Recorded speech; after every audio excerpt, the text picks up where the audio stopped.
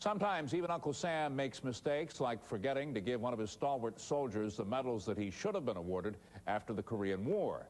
So today, the USA made good when veteran Donald Dubert was awarded the Purple Heart and other service medals that he earned during the dark days of the Korean War.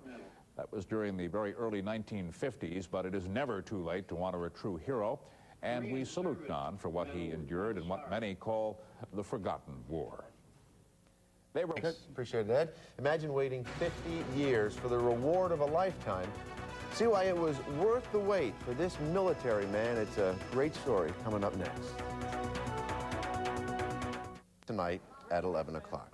And we leave you tonight with an honor long overdue. 70-year-old Donald Dubert is a veteran of the Korean War and World War II. He was very emotional as he received several medals for his military service today, including a combat medal and the Purple Heart. This ceremony at the VFW post in Lackawanna was a surprise to him. Mr. Dubert's wife and nephew had contacted the military and arranged for him to get the medals today, 48 years after he left the Korean War. You'll see more of his story tonight at 11 o'clock. We congratulate him. Absolutely. Job well done. Good story. That's it for Channel 2 News. The next man that you are about to meet is a walking history lesson for most of us. He's seen the horrors of war firsthand, but for almost 50 years, never received the recognition he deserved until today. Donald, congratulations for all the years you've given this country. Thank you. Donald Dubert is finally receiving the many medals that his courage and patriotism earned him during the Korean War. Every one of them is special, but the last one handed to him puts him into a very exclusive club. And the Purple Heart. Donald enlisted into the Army in 1946, and he saw combat during the Korean War in 50 and 51. He was on the front lines fighting the enemy with everything he had until one day when the enemy got the best of him. He was surrounded and got shot.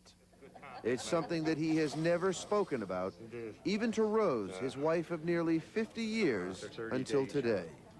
After I got hit, they took me, got to an aid station, a regimental aid station, and they couldn't get me out of there because we were surrounded. And I guess I was there for about 3-4 days or something before a helicopter got in and took me to a MASH hospital where they cut a hole in my side to drain the blood out of my chest. Incredibly, Don spent over 2 months in the hospital, then returned to Korea to finish his mission.